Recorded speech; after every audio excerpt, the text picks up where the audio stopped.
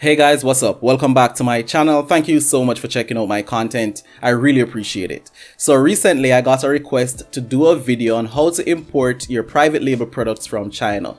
So this request came in the form of a comment left on one of my previous videos by Casslifts, and she wrote, I would really appreciate a video on the logistics of importing your products from Alibaba. Information on shipping by sea, air, etc. What documents are required, hiring inspectors, freight forwarders, etc. Please and thank you. Okay, so that is exactly what this video is about. So if you've always wanted to learn how to import products from China, then please continue watching.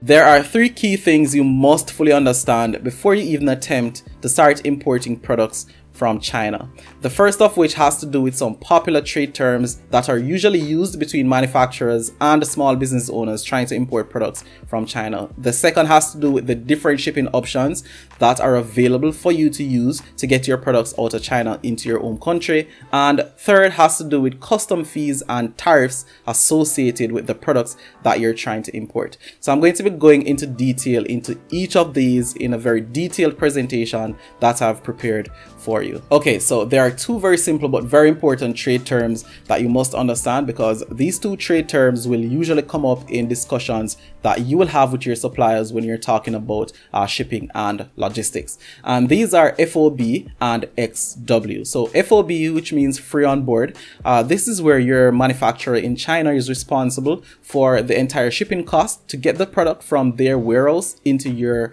ports in your country.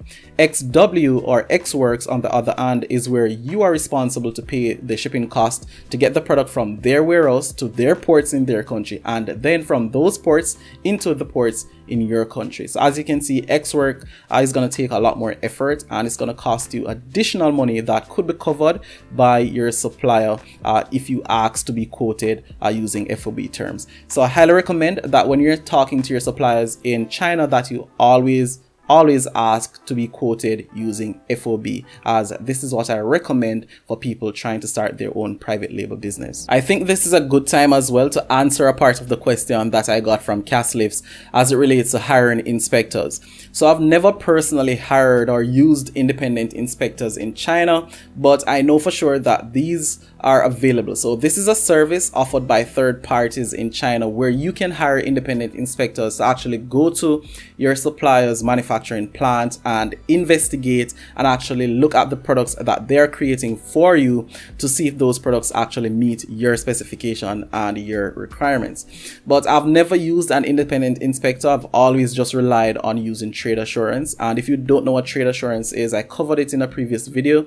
I'm going to be linking to that in the video description. But basically, trade assurance gives you peace of mind. It's like a guarantee that if something was supposed to go wrong with your transaction, you are actually covered, so you can recover some or all of your money.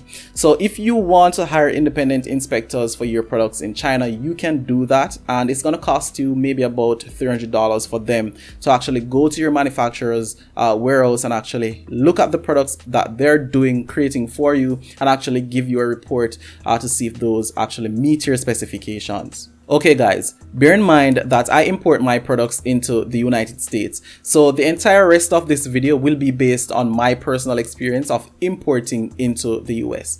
If you live in another country, you do have to take this information with a grain of salt and make sure that you actually do your own checks to find out the exact metrics of importing into your country. As it relates to shipping, there are three ways to get your products from China. These are air couriers, air freight, and sea freight, and I'm going to be explaining each of these in detail to give you more context as to which one you should use when you're trying to get your products from China. The method you use should be determined by the weight of your product, the speed at which you want to receive your shipment, and the convenience that you want for your entire shipment. Also, what you choose will affect your overall shipping cost, so you want to keep this in the back of your mind as well. Okay guys, so the first shipping option that I'm going to be deep diving into for you is of course air couriers, and that's because this is super easy to explain and understand, and most people when they're just getting started with private labeling and shipping products from China actually always use air couriers. Alright, so these are your big name companies such as your UPS, your FedEx, and your DHL. And this is what we call the door-to-door service, and that is why most people gravitate to using air couriers. So your supplier can actually ship the products and they arrive wherever you want them to arrive. So this could be your home address or even to a warehouse. Let's say, for example, you also sell your private label products on Amazon. You could have your suppliers in China prep your products for Amazon as well, and have your courier drop your products directly to an Amazon warehouse. And that is why air couriers are super convenient, and that is why most beginners actually love using air courier so much. Your courier services also offers custom brokerage services, which means you don't need to worry about getting a custom broker independently. So they will of course charge you for this service, but they will clear customs for you and charge you on the back end. So that's a part of the convenience of using courier services. So of course there are limitations to using air courier services when you're shipping your products from China to the United States, and two of these main limitations has to do with the weight of the products and the price per kg to ship products using this service. So you're limited to 150 pounds per package when you're shipping products from China to the United States, although I do think 150 pounds is enough for people who are just getting into private label, so I don't think this is a major limitation. $10 per kg, however, is quite expensive, but I am fortunate enough that based on my FOB agreement with my supplier, he also covers the shipping cost when he's using air couriers whenever I place smaller orders from my supplier. Another thing I didn't mention earlier, which is a super convenience once again when you're using air courier services, is that you can actually get your shipment from China to the United States within 2 to 5 days. So if you're running low on stock, this is a must do to get your products very fast. The second shipping option that's available to you is of course air freight, and this is something that is often confused with air courier, but they're totally different. This service is arranged usually using a freight forwarding company, and these are typically quoted from China to your local airport. You typically have to arrange to have your goods picked up from your local airport when you use air freight services. Also, your freight forwarding company may not offer custom brokerage services when your products arrive in your country. So you want to make sure you check on this before you actually go into business with these freight forwarding companies. Do bear in mind, however, that some freight forwarders will handle custom brokerage. So if you do your research, you may be able to find freight forwarding companies who will handle custom brokerage for you in your country when the products actually get from China. So it's just a matter of doing your research and trying to find the perfect freight forwarding company that will suit you and suit your business needs. You can actually find freight forwarding companies on Alibaba. They have a section where they will actually help you to find freight forwarding companies in China.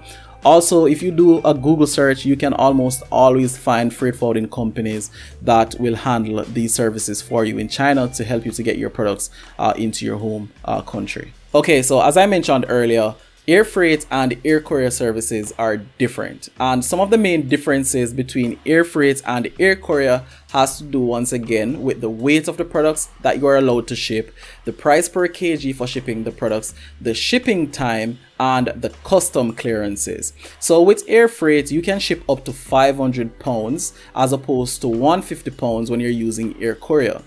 Air courier, you have to pay about $10 plus per kg to use that service. With air freight, it's usually about $5 to $7 per kg. In my experience, the shipping times are usually roughly about the same. However, there is going to be some differences as it relates to clearing customs. Remember, I mentioned earlier that most of these air freight services don't offer custom brokerage services, so you may have to hire a custom broker outside, which is going to take up some time, which usually leads to a delay in clearing customs when you use air freight services. So once again, you want to make sure that your shipment terms with your supplier are FOB. So this will eliminate you having to find a freight forwarder for yourself. It will be their responsibility to find that freight forwarder, as it's their responsibility to get the product into your ports. Usually, once again, you're quoted for port to port and not door to door, as opposed to using air courier services. And this means you have to expect that you have to pay some additional money in documentation fees and custom brokerage fees in order to get your products through customs. Okay, the third and final shipping option for getting your products from China to your home country is of course using sea freight. And the logistics of getting your products to your country using air freight and sea freight are quite similar. However, there are certain differences, some key differences between sea freight and air freight that you must understand. So if you're shipping large quantities from China in excess of say 500 pounds, then of course sea freight is going to be your best option, as you cannot ship 500 pounds plus using air freight. Also, another benefit to using sea freight is that it's super inexpensive. So it can cost even less than a dollar per kg to use sea freight to get your products from China. One of the disadvantages to sea freight, however, is that it takes quite a long time. For example, it can take anywhere between 2 to 6 weeks for your products to get to the United States when you're using sea freight. The custom clearance time between sea freight and air freight is roughly about the same, maybe 2 to 5 days. And you must remember that you have to actually get your own custom broker, because most of the times these freight forwarding companies will not offer this service for you. You can expect once again to pay somewhere between $200 to $300 in documentation fees, and also to pay a custom broker to get your products cleared whenever it reaches your ports. Do bear in mind once again that you have to make the right terms, right shipment terms agreements with your manufacturer, and this should be FOB, and this will eliminate you having to try to find freight forwarding companies in China. So as it relates to customs and tariffs, the most important thing that you must understand about this is that you are charged a tariff based on the value of the order that you're trying to import in a country. And for every single country, it is different. So once again, do bear in mind that the numbers I'm going to be sharing with you now are specific to the United States. They are going to be different for every other country. In America, if your order value is $800 or less, you don't pay any custom duties to import those products into the United States. And this is called the de minimis value. And once again, every country have a different de minimis value. Orders above this amount will, however, have an applicable custom duty. So you have to make sure that you keep this in the back of your mind as well, that you will have to pay custom duties on your products if your order value exceeds $800. There are basically 3 different value levels that you must understand when you're importing products into the United States. And these levels are under $800 US, $800 to $2,500 US, and over $2,500 US. And depending on which value level your order falls into, this will determine what you need to do in order to clear customs and to be able to have access to your products. So I'm not going to be going through this in detail, but I'm going to be putting up a screenshot right now to give you guys an idea as to what these value levels are and show you exactly what to expect based on each different value level. Okay, so that is all I have to share with you as it relates to how to import your private label products from China.